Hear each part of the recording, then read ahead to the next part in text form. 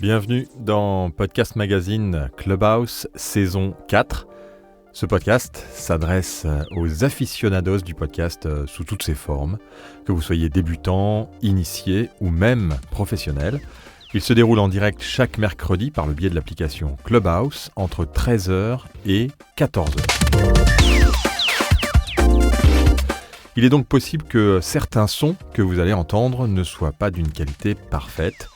Vous pouvez aussi venir y participer en téléchargeant l'application sur Android ou iPhone et en entrant dans notre house en cherchant Podcast Magazine France pour prendre la parole ou juste glisser une paire d'oreilles.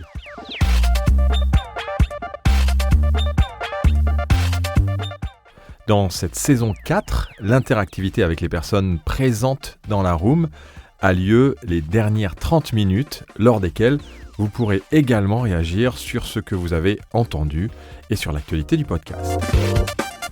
Vous pouvez aussi préparer vos questions ou noter vos réactions pour que nous en discutions ensemble ouvertement. Si vous désirez soutenir l'émission, vous pouvez commander notre magazine de 196 pages sur podcastmagazine.fr/boutique. Il est disponible en PDF, flipbook, papier et également en article. Podcast Magazine.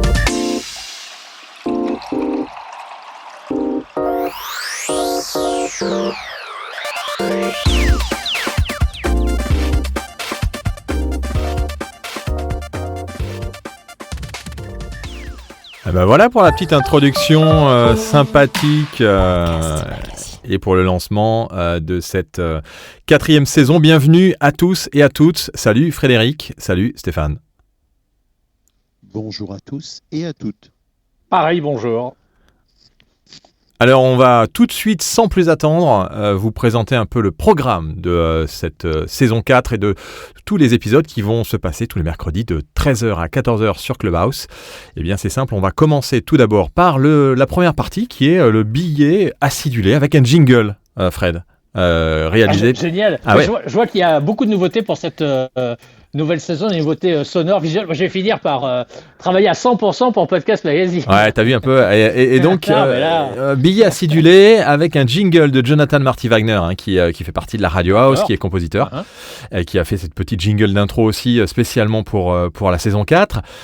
Et ensuite, après ce billet acidulé, on a la première partie. Dans cette première partie, on va bien inviter le VIP de la semaine. On va parler avec le coach de la semaine, qui aujourd'hui est le même, et puis on va avoir un son d'un podcasteur, extrait d'un podcast d'1 minute, et on parle après avec ce podcasteur pour voir un peu quelle est sa problématique aujourd'hui, et avoir un peu... donc ça sera la première partie, qui est un espèce de résumé de tout ce qui va se passer dans cet épisode. Et puis ensuite, on part sur la deuxième partie, où là, on va rentrer un peu plus dans le vif du sujet avec l'invité VIP de la semaine, qui est donc Stéphane Berthomé aujourd'hui. Et Stéphane, aujourd'hui, tu vas nous parler, si je ne me trompe pas, de podcast Movement. Oui, je vais vous raconter un petit peu ce que j'y ai vu, ce que j'y ai entendu, les conversations que j'ai pu avoir avec les uns et les autres, et puis vous donner un peu la température du mouvement du podcast aux États-Unis. Et ça va plutôt bien, moi j'ai l'impression. Ouais. Est-ce que tu as la possibilité de booster un peu ton son parce que t'es un peu faiblard. Je sais pas si c'est pareil, Fred. Oui, je peux booster mon son. Ah voilà. Tu m'aimes mieux comme ça ? Ouais, je t'aime mieux comme présent. Ça. Ah ouais, je t'aime mieux comme ça. Comme ça, j'aurai moins de montage à faire derrière. Donc Stéphane Berthomé, qui a été au Podcast Movement, d'ailleurs en partie aussi pour Podcast Magazine, et pour rencontrer plein de monde. Accrédité pour Podcast Magazine. Ouais, donc Podcast Magazine était quand même à Denver au Podcast Movement, Fred. Oui, ben je constate que ça s'exporte. Ça le laisse complètement quoi ? Ouais, tu as non, vu, mais pas du tout. C'est que j'ai perdu quelques automatismes et qui vont vite revenir. Hein, les gars. On a quand même. Ne me chauffez pas trop vite. Ouais, on a quand même un détaché direct qui est parti à Denver. Bon, allez, on va le dire quand même, hein, Stéphane, tu es pas loin de Denver. Enfin, pas loin. Si, quand même, t'as pris l'avion pour y aller. Bah oui, j'ai pas pris mon petit vélo parce que ça fait quand même quelques... C'est moins loin que de la France, puisque tu es, toi, au Québec. Oui, c'est ça. Ouais. Bah, je suis votre envoyé en Amérique du Nord. Voilà, envoyé spécial, et on va parler de Podcast Movement, donc il s'est passé plein de choses. Alors c'est un peu la Mecque du podcast aux États-Unis. Ils en font un peu plusieurs en fait, dans plusieurs villes. Ouais. Et on va prochaine en mars à Los Angeles. Voilà, donc on va en parler avec toi dans la deuxième partie de cet épisode.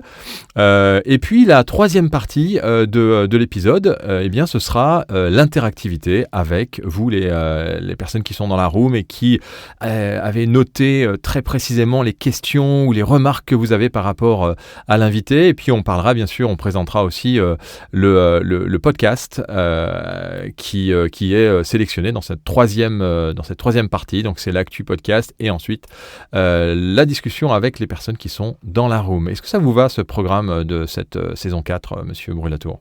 Ouais, moi je vous écoute avec beaucoup d'attention, tout me va. Ah ben voilà. Allez, on y va avec ton jingle rien qu'à toi, le billet acidulé. Jingle personnalisé. Ouais. Vous l'attendez tous et toutes avec impatience, comme à notre grande habitude. Voici le fameux billet acidulé de Brûlatour pour commencer cet épisode.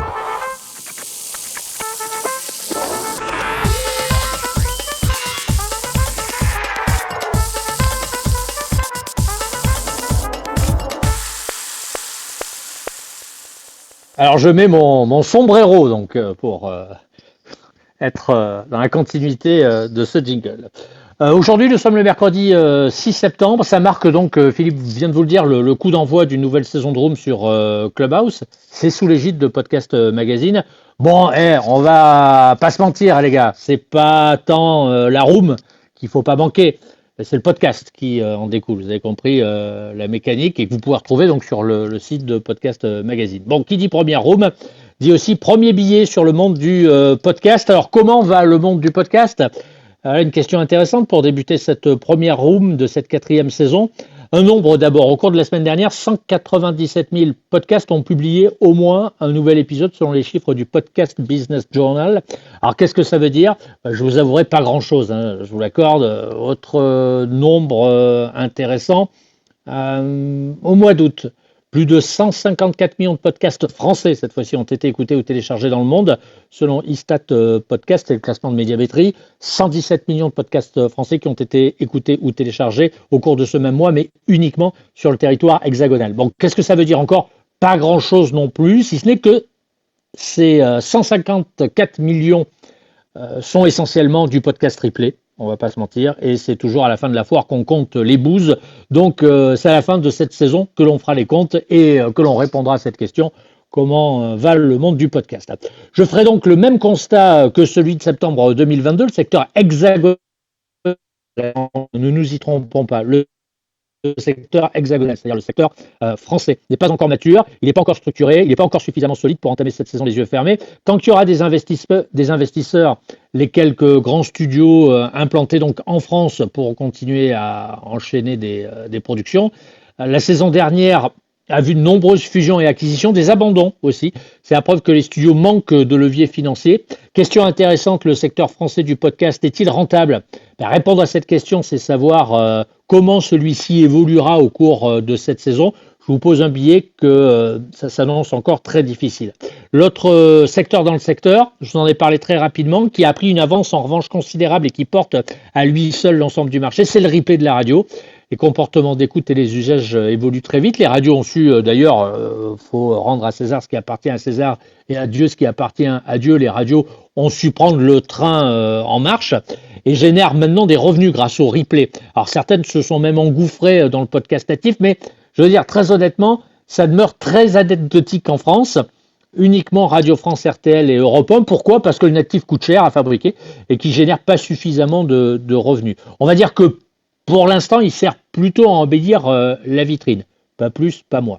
Bon, qu'est-ce qu'il faut en conclure de tout ça ? Qu'il faut être prudent et pas rentrer sur le marché la tête baissée au risque d'y laisser quelques plumes. Qu'il y aura cette saison probablement, possiblement, éventuellement quelques pépites à découvrir. Il faut quand même l'espérer. Mais selon moi, rien de plus. Cette saison 23-24 sera en quelque sorte une sorte de copier-coller de la saison dernière. Rien de bien transcendant et surtout rien de financièrement stable, intéressant. La majorité des Français est de plus en plus sollicitée et puis actuellement, depuis quelques mois notamment, on va dire depuis le mois de mars 2020, cette majorité de Français, elle est quand même très éloignée du secteur du podcast et elle a quand même d'autres préoccupations. C'est dommage, Philippe, mais pour l'instant, c'est comme ça.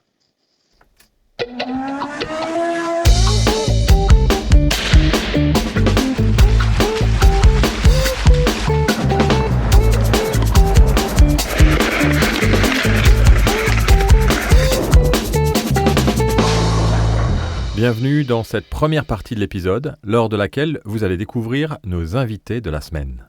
Et l'invité de la semaine, il est là avec nous, c'est Stéphane Berthomé. Stéphane, salut, comment tu vas ? Es-tu avec nous, Stéphane ? Nous entends-tu ? Mais oui, j'avais coupé mon micro. Ah ben voilà bon. Ben oui, parce que quand on boit de l'eau, on coupe son micro. Alors Stéphane, on va te présenter quand même rapidement. Tu es un producteur de podcast, tu es ce qu'on appelle un podcasteur, plutôt un... Alors, est-ce qu'on dit un baladophile au Québec ? Non, j'avais jamais entendu l'expression. Non, c'est parce que je m'appelle Philippe, donc baladophile. Ouais, oui, je la connais celle-là. Il y avait le podcastophile, maintenant il y a le baladophile.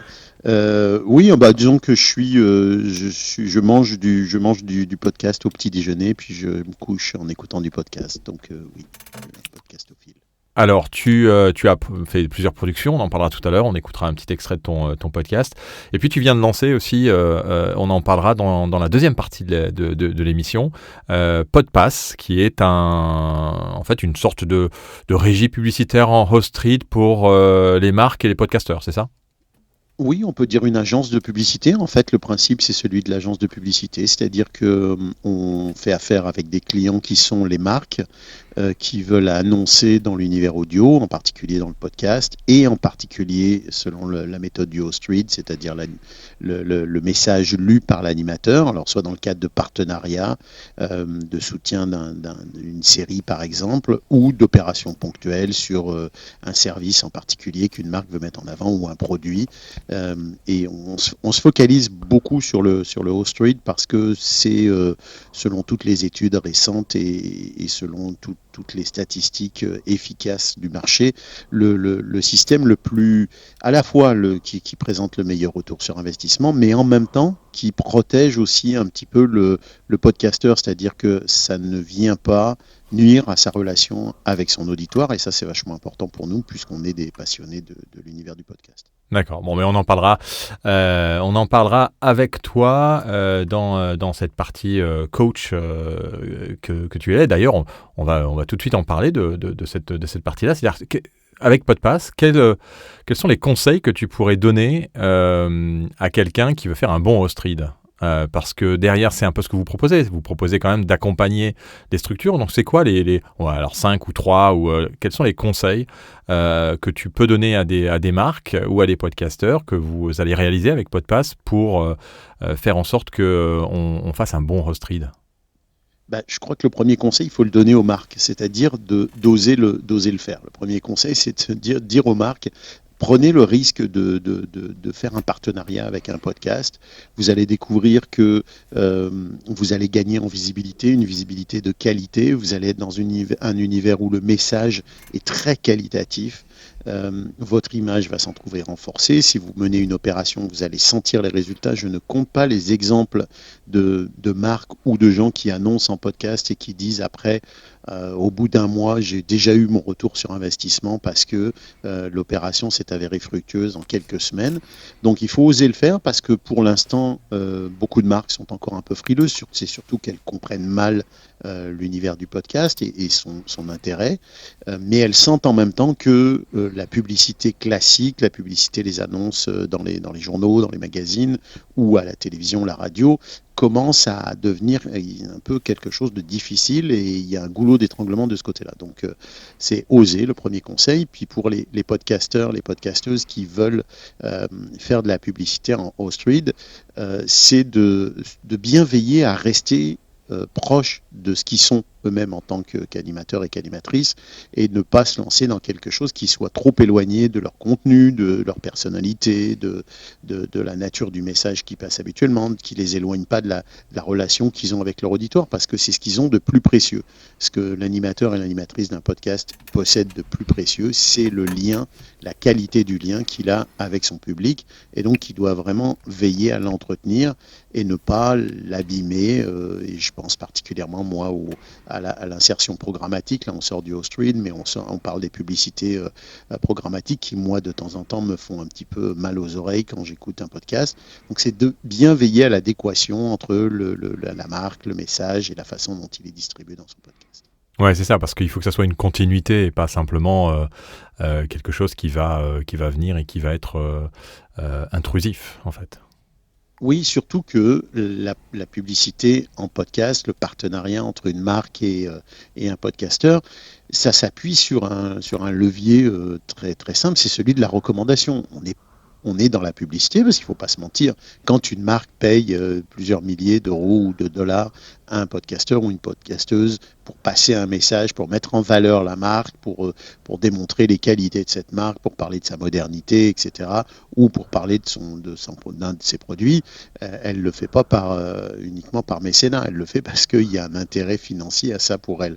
Donc, on est bien dans une démarche de publicité, mais à contrario d'une pub que tu peux trouver sur un site internet ou que tu peux trouver dans un magazine au détour d'une page, c'est que cette publicité, elle est quand même endossée de façon beaucoup plus forte par le podcasteur et la podcasteuse que par le magazine, le journal ou la radio X ou Y. D'abord parce qu'ils en passent une quantité industrielle et il le faut pour eux, pour leur survie, mais aussi parce qu'ils ne sont pas les porteurs physiques de l'annonce en tant que telle. Et là, c'est quand même très différent, c'est que le podcasteur, la podcasteuse, elle porte le message.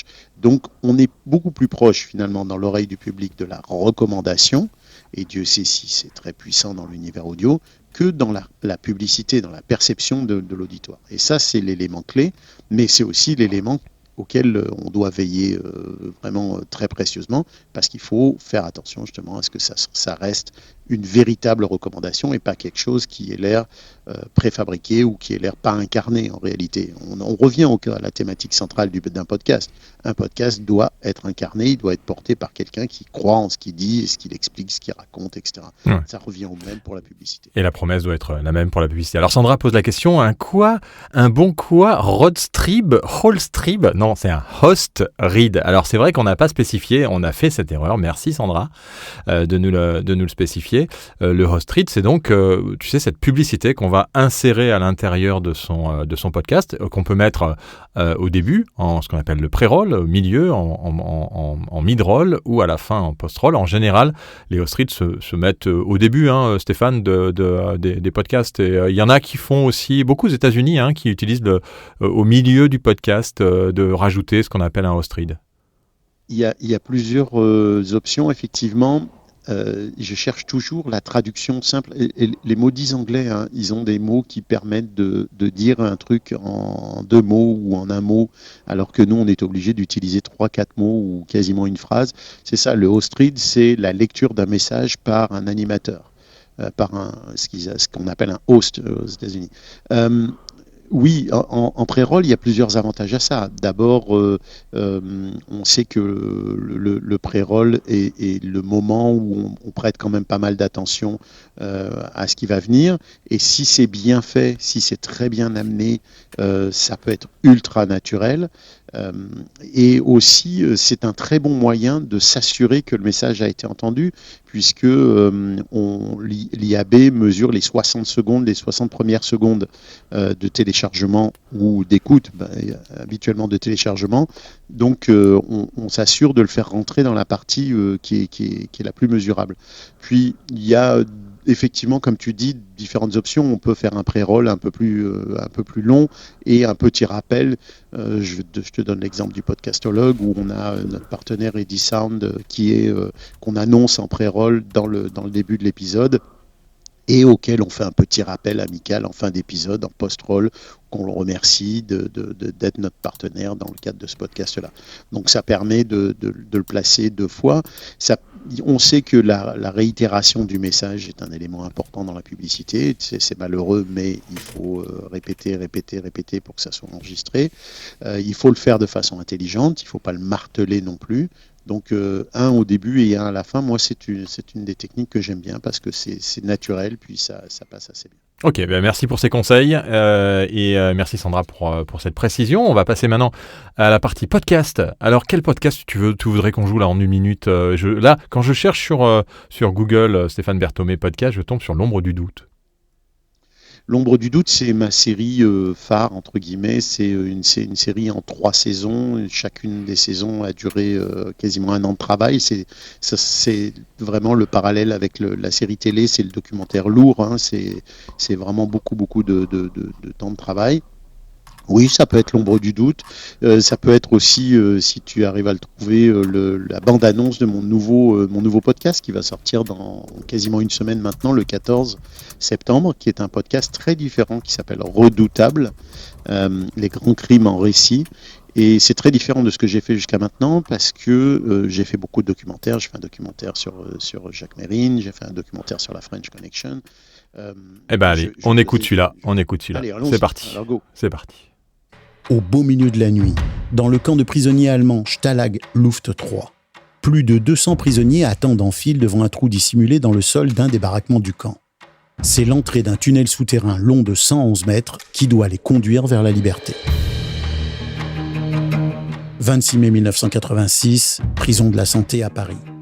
Un hélicoptère s'immobilise en plein vol au-dessus de la cour intérieure où se trouvent les détenus. Une jeune femme dans la trentaine est aux commandes. Son objectif, libérer un seul homme, son mari. 2 mars 1965, prison de Bordeaux à Montréal. Le célèbre truand Lucien Rivard demande à entretenir la patinoire de l'établissement, mais lorsque ses gardiens le guident vers les boyaux d'arrosage, il sort un pistolet et les met en joue. Septembre 1724, prison de Newgate à Londres. Un jeune condamné à mort utilise un vieux clou rouillé en pleine noirceur pour ouvrir le cadenas qui retient ses chaînes. Il n'a que 22 ans et c'est sa 4e évasion en 5 mois. Ce sont là quelques-uns des récits que je vous raconte dans un nouveau balado qui retrace certaines des histoires les plus incroyables et insolites, mais tout à fait véridiques, du monde criminel. Cette première saison est consacrée aux grandes évasions et je vais y relater en détail les escapades spectaculaires du chef de cartel mexicain El Chapo, des célèbres évadés d'Alcatraz, d'un as de l'attaque du fourgon blindé et d'une trentaine de membres de l'armée républicaine irlandaise emprisonnés par leur ennemi britannique. Des fuites spectaculaires pour lesquelles je me suis passionné des décennies plus tard. Je m'appelle Stéphane Berthomé et je vous présente Redoutable, les grands crimes en récit. Donc c'est sur la plateforme audio de Radio-Canada. Stéphane, ça donne envie d'aller écouter Monsieur Brelatour. J'espère bien. C'est une forme un peu nouvelle. D'abord, pour moi, c'est nouveau parce que contrairement à beaucoup de podcasteurs et de podcasteuses, j'ai pas commencé par des récits. J'ai commencé par des enquêtes. J'ai pris la montagne par son côté le plus abrupt. Et là, j'ai voulu justement aller ailleurs. Mais je pense que tu l'as entendu, il y a une mise en musique, il y a je dirais presque une cinématographie qu'on a vraiment travaillé. Moi, je l'ai travaillé beaucoup dans l'écriture, dans la narration, et on a voulu rendre ça très, justement, lui donner beaucoup d'ampleur, lui donner beaucoup d'emphase. Donc j'espère que ça va se sentir, et au niveau du travail de réalisation, c'était vraiment très, très intéressant. En 1 minute, les plus grosses problématiques que tu as rencontrées en faisant ce podcast? Essentiellement, là, il y a 2 problématiques. La première problématique, c'est la recherche, la qualité de la recherche. Il y a des histoires, tu vois, au Moyen-Âge, où les sources sont pas très faciles à trouver. Il y a des histoires où les sources sont absolument contradictoires, où les sources sont très faibles, où il y a même beaucoup d'erreurs. Ça, c'est très habituel à ce que je fais, moi, depuis des années. C'est que dans les recherches que je mène, j'ai souvent remarqué des erreurs, notamment dans les journaux des années 70, 80. Il y a des récits qui sont un peu hasardeux, il y a des choses qui sont avancées, qui ne sont pas tout à fait exactes. Donc beaucoup de travail de vérification, ça c'est le premier élément. Puis dans la narration, l'enjeu, moi qui ai eu une écriture plutôt, je dirais, sobre habituellement, c'est-à-dire ou que j'enjolive assez peu puisque je fais du documentaire, j'ai dû aller habiller beaucoup mon écriture, aller mettre du contexte, du décor, de l'ambiance, parler des vents marins quand on était dans une cité maritime, tu vois, évoquer des choses qui sont beaucoup plus de l'ordre quasiment de la fiction. Donc ça a été de trouver les clés de la fiction pour les utiliser dans un récit qui reste et qui doit rester un récit documentaire. Ouais, super intéressant. Allez, on part dans la deuxième partie de notre émission, l'invité VIP. On va parler de Podcast Movement et de tout ce que tu as vu là-bas. Tu vas nous en parler.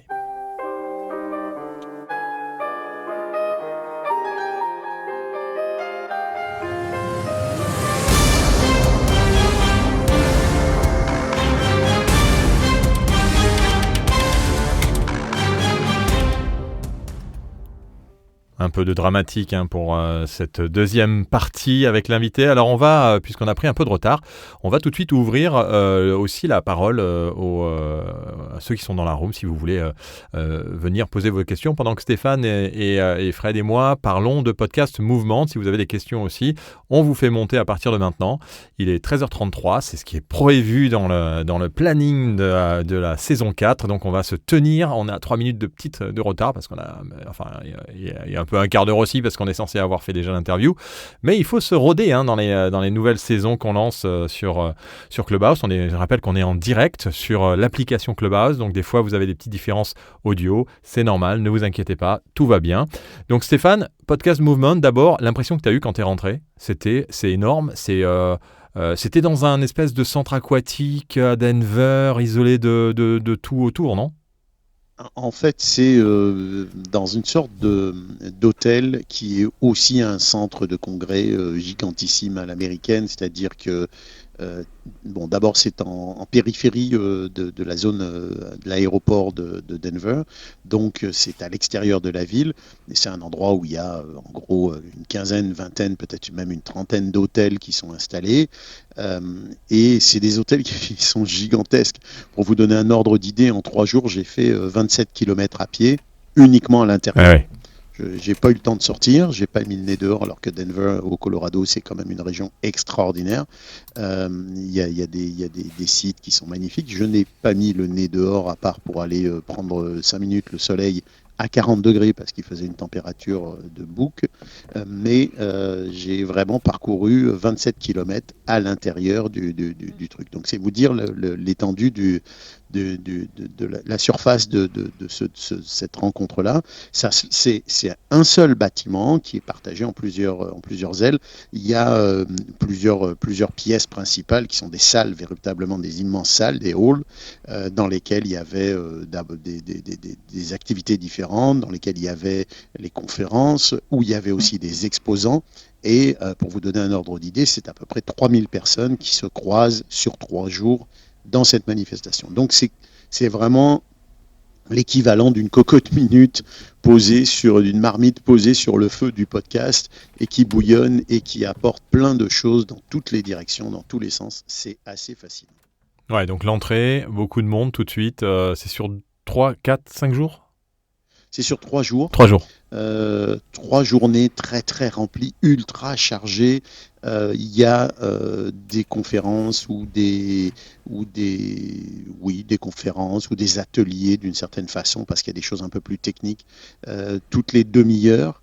Il y en a qui durent un petit peu plus longtemps, mais la plupart durent une demi-heure, et des fois il y en a 2 ou 3 au même moment dans des salles différentes. Qui se chevauchent. Donc, exactement. Donc, tu as intérêt à très très bien préparer ton planning. Si j'ai un conseil à vous donner, si un jour vous allez au Podcast Movement, et le prochain est au mois de mars à Los Angeles. Non, moi, je veux bien y aller à Los Angeles. Fred, si tu veux venir, on va à Los Angeles, on va au Podcast Movement, mais bon, ça sera un peu juste. Je vous recommander d'y aller. Mais par contre, c'est de préparer, mais vraiment très bien préparer à l'avance votre venue, parce que il faut pas arriver et se dire je vais bien voir sur place, parce que sinon c'est comme un mariage ou une soirée de fête. Là, tu arrives à 2h du matin puis tu te dis mince, qu'est-ce qui s'est passé. Là, il faut anticiper, il faut t'organiser.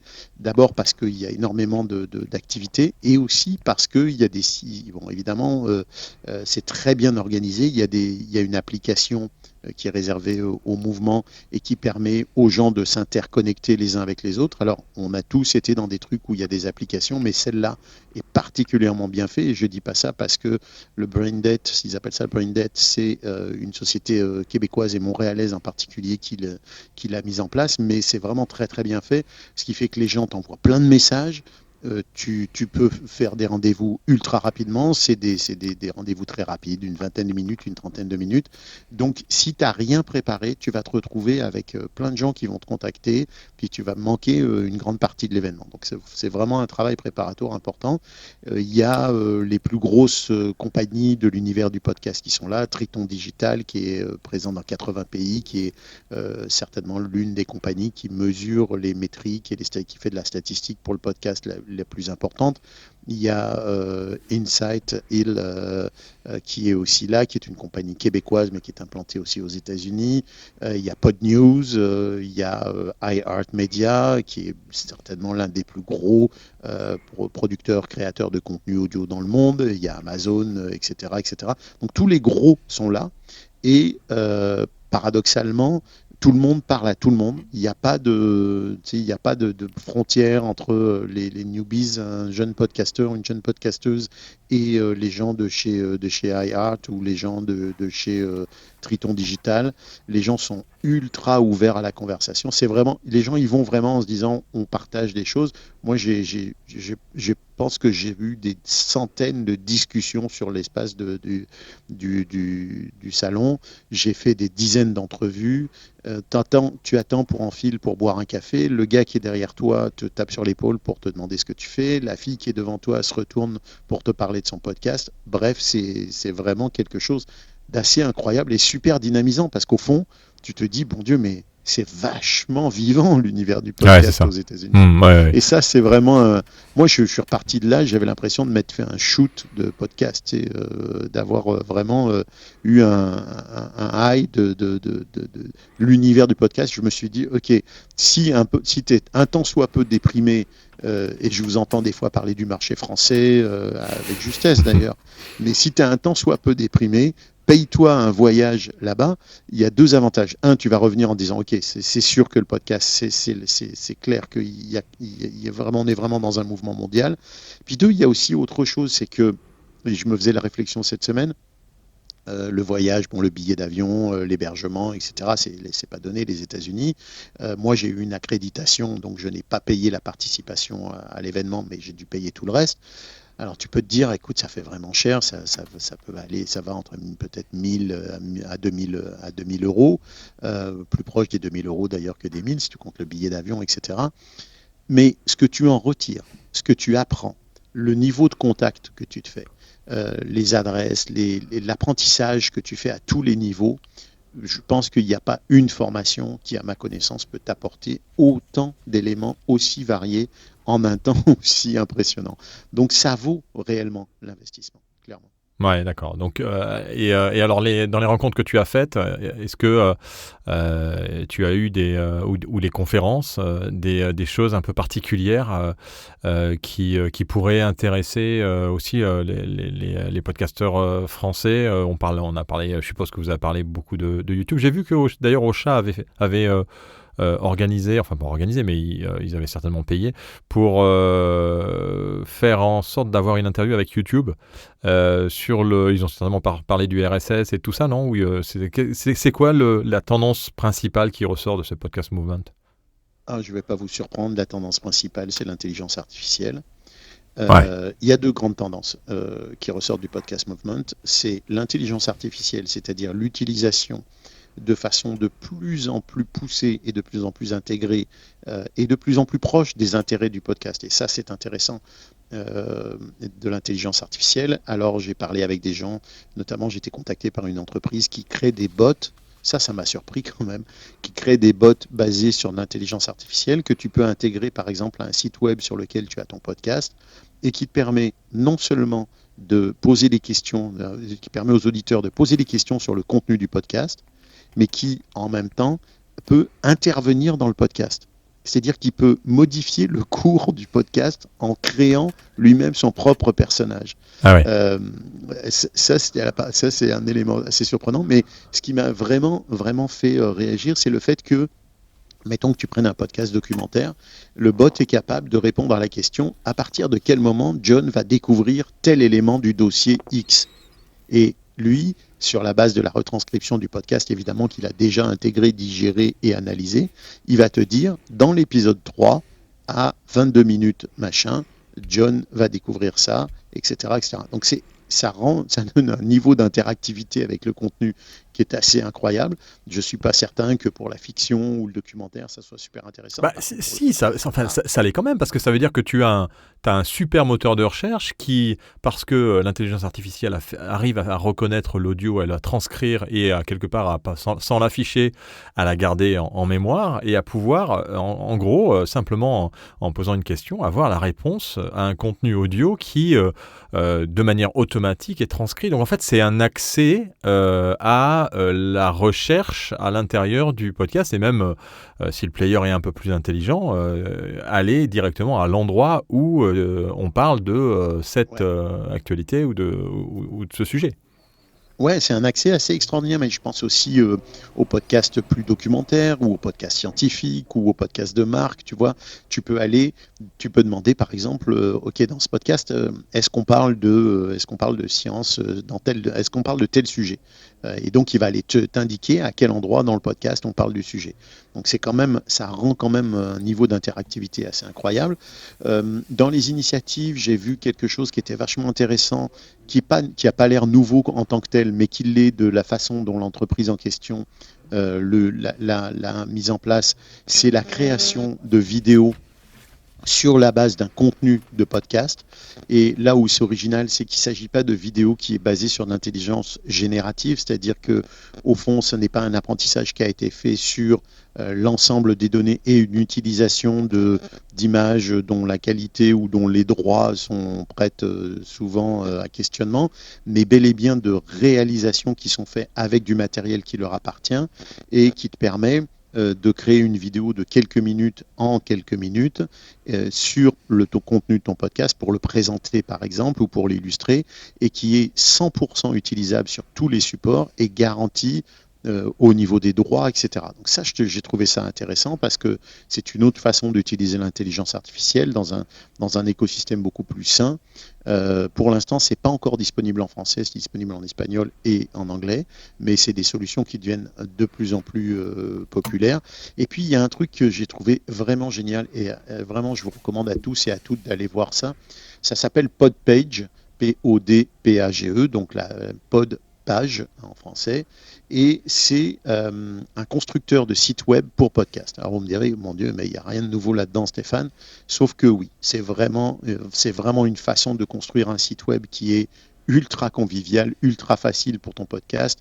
Le gros avantage, c'est que tu n'as qu'à rentrer ton flux RSS dans la page d'accueil du site, que le site te construit automatiquement, te génère automatiquement un podcast dont déjà le design est plutôt bien fait, ce qui n'est pas le cas de beaucoup de trucs qui sont faits avec l'intelligence artificielle, est très bien conçu et t'offre une multitude, mais je dis une multitude d'options vraiment hyper intéressantes, infolettres,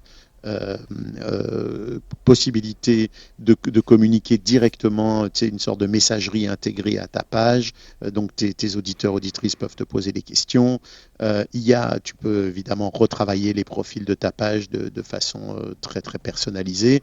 Le coût est très très limité. Tu peux avoir un hébergement sur Podpage tout seul pour, je crois, à peu près $9 US par mois, ce qui quand même... Ce qui est le coût en général d'un site web, mais c'est plutôt dans la fourchette basse. Sauf que là, tu l'as avec service. Donc, c'est quand même... Oui, c'est ça. Et spécifique au podcast. C'est un peu ça qui est la différence. Spécifique au podcast. C'est une espèce de WordPress podcast, mais c'est encore plus simplifié parce que le back-office doit être plus sympa que le back-office de WordPress.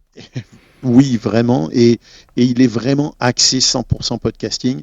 Donc ça m'a vraiment... Donc, Podpage, podpage.com. Podpage. Ouais. Podpage, au point que je pense que je vais le faire pour le podcastologue parce que je trouve que c'est vraiment bien foutu. Et tu peux même évidemment insérer ton design ensuite sur un hébergement. Mettons que j'ai acheté les podcastologues en tant que comment on appelle ça, en tant qu'adresse. Tu vois ce que je veux dire? Nom de domaine. Ouais. Oui, tu me suis. Nom de domaine, exact, merci. Je vais le chercher. J'ai le nom de domaine du podcastologue. Oui, j'ai acheté mon nom de domaine du podcastologue et je vais aller l'installer sur mon nom de domaine. Donc, ça devient aussi ta propriété ensuite, donc c'est quand même bien fichu. J'ai testé beaucoup d'options de création de sites web, etc. Et d'abord, c'est ultra générique. Ensuite, c'est pas du tout appliqué au podcasting en particulier, alors que là, ça te donne réellement un contenu, une mise en page. Ça a mis à jour automatiquement, évidemment, tes épisodes. Ça présente le dernier épisode en avant. Tu peux jouer, tu peux installer tes réseaux sociaux avec, etc., etc. Moi, je pense qu'en 2 heures, c'est la solution qui te permet de mettre en avant ton podcast. Et on sait, parce que c'est super important, il faut le dire, que avoir une visibilité de son podcast sur un référencement de site web avec l'accès du SEO sur ton contenu et sur ta description, c'est vraiment super intéressant. Alors, il y a Ocha, etc., qui, dans ton hébergeur, te propose une pseudo-page web pour ton podcast, mais on est très, très loin de ce que propose Podpage, là, qui est vraiment très, très en delà de tout ça. Alors, voilà Sandra pose la question, Podpage, si elle peut lier à son nom de domaine qui existe déjà. Oui. C'est ça? Oui, en fait, on peut tout simplement. C'est ton nom de domaine principal et il suffit que tu changes certainement des choses dans la DNS. Alors, c'est un peu le souci du site web. Hein, c'est si on s'y connaît pas du tout. Bon, ben, il faut acheter un nom de domaine chez un hébergeur, chez un provider d'hébergement de site internet.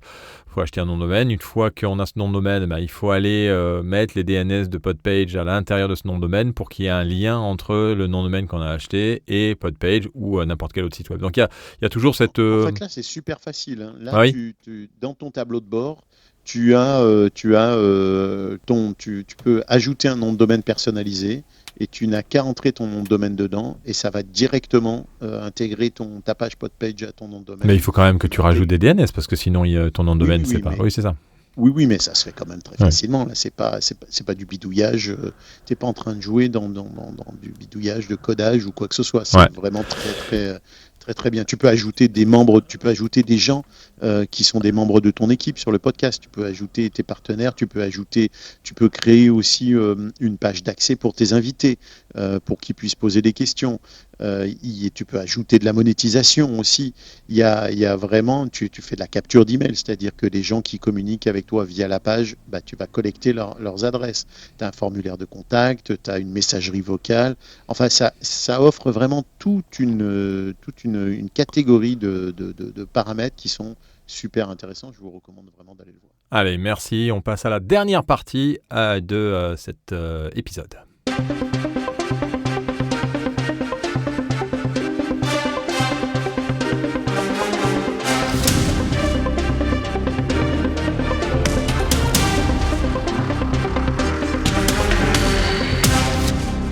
Et voilà, on termine avec les actualités et l'interactivité avec vous qui êtes dans la room. Alors j'essaye de te faire monter, Kyriat, j'ai pas réussi. Si tu as la possibilité de pouvoir refaire une demande, je sais pas si Fred et Stéphane peuvent valider Kyriat. Tout à l'heure j'ai essayé de le valider, mais il n'est pas monté. On vous invite bien entendu à venir parler de vos actualités. Alors vos actualités à vous, bien entendu, mais les actualités dans le podcast en général. Et puis moi, je vais vous donner, avant que, puisque personne ne lève la main pour le moment pour monter dans la stage, eh bien, je vais vous parler un peu des actualités de Podcast Magazine, mais pas que. Hein. On peut aussi parler, Stéphane, des actualités de l'agenda podcast un peu partout dans le monde, puisqu'il y a quelques événements qui arrivent. Donc, il y en a un d'ailleurs au Québec qui a lieu dans pas longtemps, auquel tu vas participer, c'est Podfest, c'est ça ?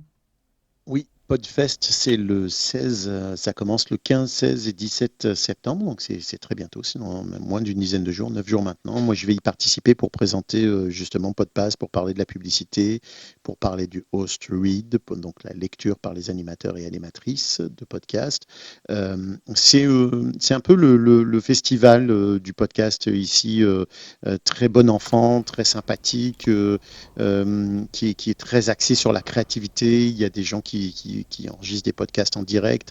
Il y a eu plusieurs sessions, on est à plusieurs années d'existence déjà de ce festival-là. Il y a eu plusieurs sessions qui ont démarré beaucoup en fait tu sais qu'ici l'humour au Québec c'est un phénomène quand même très important. Il y a eu beaucoup de podcasts d'humour qui ont pris un peu le flambeau, et depuis quelques années c'est le True Crime qui prend le lead sur les activités, mais ça reste un festival axé sur plein de choses où il y a beaucoup de rencontres très sympathiques. Ouais, 15 au 17 septembre, c'est dans pas longtemps. Exact. Ensuite, PPF.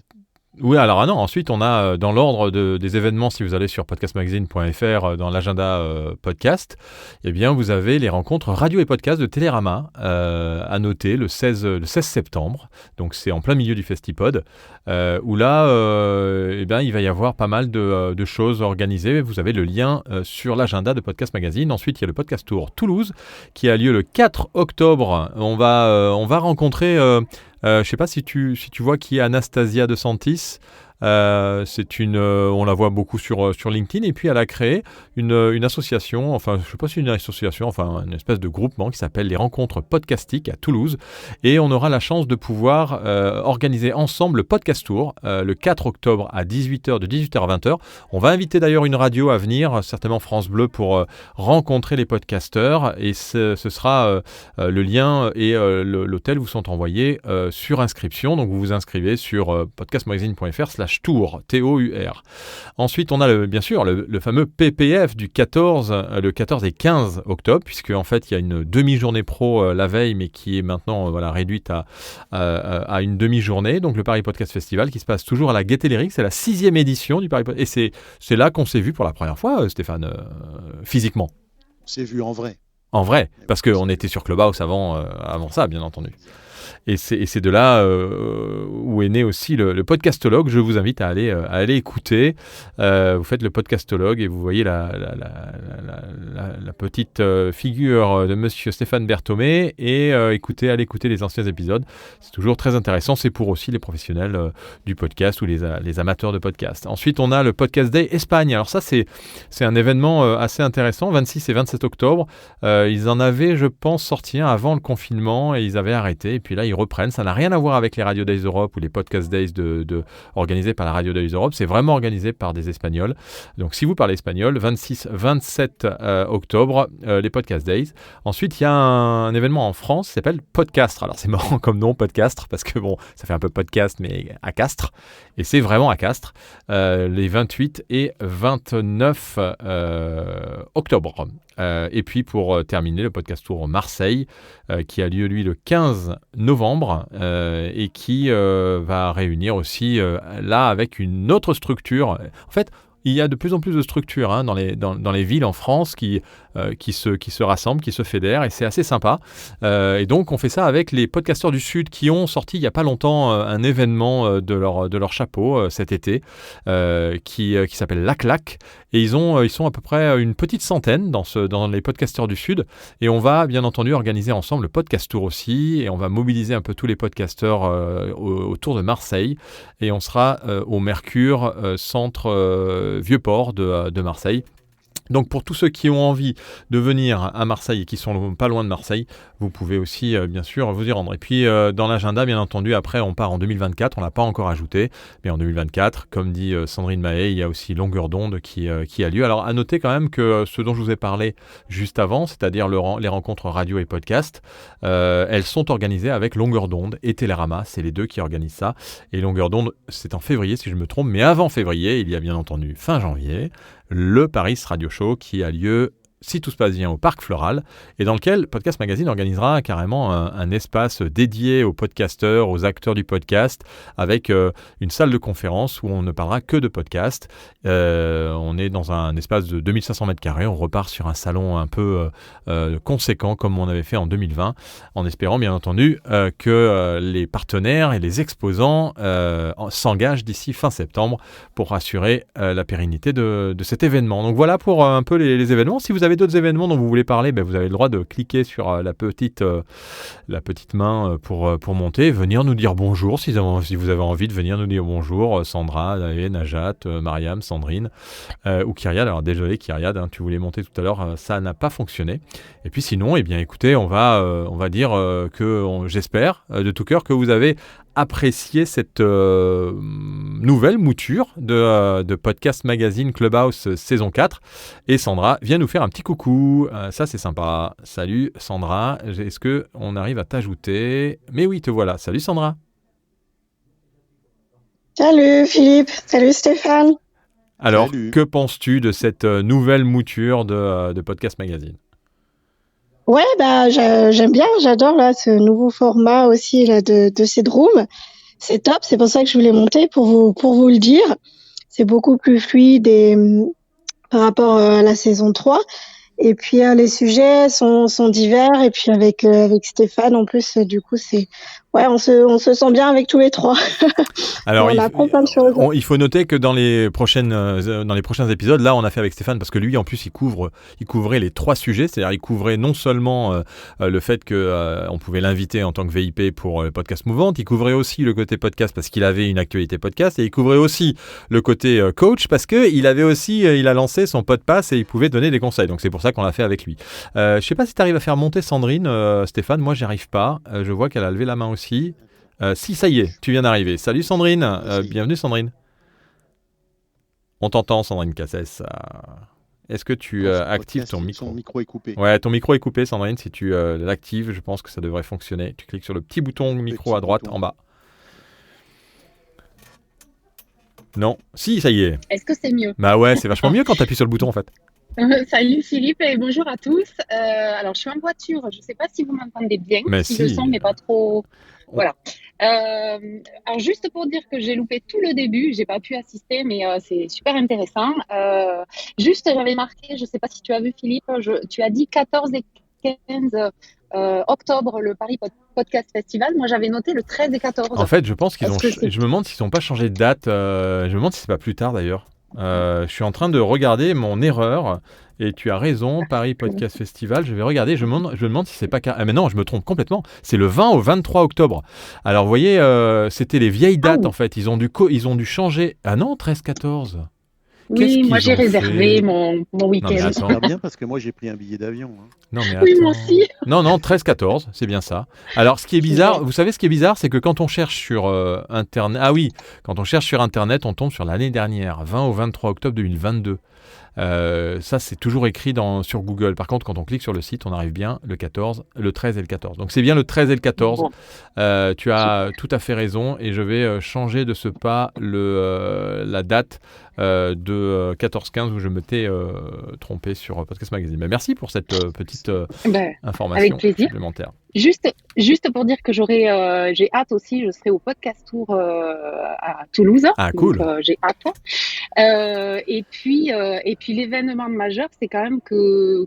Alors, normalement, courant septembre, la date n'est pas calée, mais je reçois Philippe Chapeau. Vous connaissez Philippe Chapeau ? Ah, non, je ne sais pas qui c'est. Je ne sais pas. Non, mais en fait, il est partout. Même dans ton documentaire, Stéphane, là, tu parlais d'El Chapo. Ah, bah ouais, je suis partout, moi. Bon, c'est pas tout à fait toi. Non, c'est pas tout à fait moi, El Chapo. Heureusement, d'ailleurs. Voilà, donc je reçois Philippe en fait sur mon podcast qui s'appelle Le 12. Donc Le 12 écrit tout en lettres, qui est un podcast très local puisque j'y fais parler des Aveyronnais de mon département que je trouve inspirant. Et j'ai reçu Philippe. On l'avait pas, on s'en est pas du tout entendu, ouais. C'est vrai que ouais. Et donc voilà, j'ai reçu Philippe et on y parlera de podcast de proximité. Voilà, donc je suis très contente de ce futur épisode qui va sortir au courant de septembre. Voilà, un moment bien sympathique et si vous aimez l'Aveyron, je vous invite à aller écouter le 12, le podcast et puis à aller découvrir aussi les podcasts un peu qui sont sortis en cette rentrée. Il y en a un grand nombre, on en parle beaucoup dans podcastmagazine.fr. On essaie de vous apporter des podcasts dont peu de gens parlent, parce que c'est bien beau de parler de tous les grands podcasts qui sortent, mais c'est important aussi, bien entendu. Mais on essaye justement d'aller un peu au-delà de tous ces podcasts-là et d'essayer de vous sortir des podcasts qui sont d'actualité. Alors, on n'est pas forcément sur le site sur de la curation qualitative, comme on peut être dans le magazine papier qui va sortir, et ce magazine d'ailleurs que je vous invite à aller précommander, le numéro 3, qui est en cours, qui va sortir pour justement le Paris Podcast Festival, si tout se passe bien. Si on arrive à être dans les temps, avec 196 nouvelles pages de 100% podcast à commander sur podcastmagazine.fr/boutique. Je vous ai mis le lien sur la room. Et puis, bien entendu, vous avez la possibilité, si vous voulez, d'y participer en venant sur notre plateforme communautaire qui s'appelle Cool, c'est c2ol.podcastmagazine.fr, où on va réactiver ça. On a même quelqu'un qui va nous aider à gérer un peu la partie community management sur Cool, parce que je ne peux pas tout faire, malheureusement, j'ai pas ce don-là, et même si j'essaye de tout faire en parallèle, c'est impossible de tout faire tout seul, en fait, au final. Merci Stéphane Berthomé, merci Sandra, merci Sandrine pour être montée nous faire un petit coucou. Alors, cet épisode a été un peu organisé, mais un peu désorganisé quand même. La semaine prochaine, on aura bien entendu, on essaiera de tenir beaucoup plus le timing et de faire en sorte qu'à partir de la demi-heure, au bout d'une demi-heure, on puisse commencer à faire monter les personnes pour discuter avec vous, puisque c'est aussi ça quand même le Clubhouse, c'est cet échange avec vous qui est toujours très qualitatif, même si Stéphane est super intéressant et l'objectif justement de cette nouvelle saison était de ne pas avoir de trop grande longueur, de trop grands tunnels avec soit moi, soit Frédéric, et de pouvoir dynamiser un peu tout ça. On espère que ça vous a plu pour cette premier épisode qui est un peu le test. Et merci Stéphane, je voulais remercier aussi Jonathan Marty Wagner qui nous a composé toutes ces musiques avec, vous le retrouverez peut-être, mais il y a bien sûr le logo sonore de Podcast Magazine derrière ça, qui est décliné sous différentes formes dans les jingles. Donc si vous réécoutez un peu cette musique, vous voyez qu'il y a vraiment une recherche par rapport à ce logo sonore qu'on a de Podcast Magazine. Donc si vous avez besoin de musique, n'hésitez pas à le contacter sur LinkedIn, Jonathan Marty Wagner. Il est bien sûr à la Radio House avec nous à Brive-la-Gaillarde. Allez, et puis peut-être une actualité aussi dont je vous parlerai la semaine prochaine, peut-être, puisque ça va être confirmé vendredi, c'est l'ouverture du podcast et du livre audio à la Foire du Livre de Brive, où on va essayer de faire vivre un peu au-delà du livre papier, le podcast et le livre audio, dans cette foire qui est la deuxième plus grande foire de France du livre, avec 100 000 visiteurs et 60 000 livres vendus sur 3 jours. C'est tout pour l'actualité, c'est tout pour cette première édition. Et je voulais laisser le mot de la fin à Brûlatour, mais il n'est plus là. Donc je vais laisser le mot de la fin à Stéphane Berthomé. On en a un, le mot de la fin, mais on le garde pour le podcastologue en général. Oui, non, mais je veux juste te remercier de cette invitation. C'est toujours super agréable. Je suis content d'avoir initié avec vous cette nouvelle saison. Puis je souhaite longue vie à cette nouvelle saison et beaucoup d'écoute en replay. Et je vous dis à tous que l'audio soit avec vous. Et avec votre micro.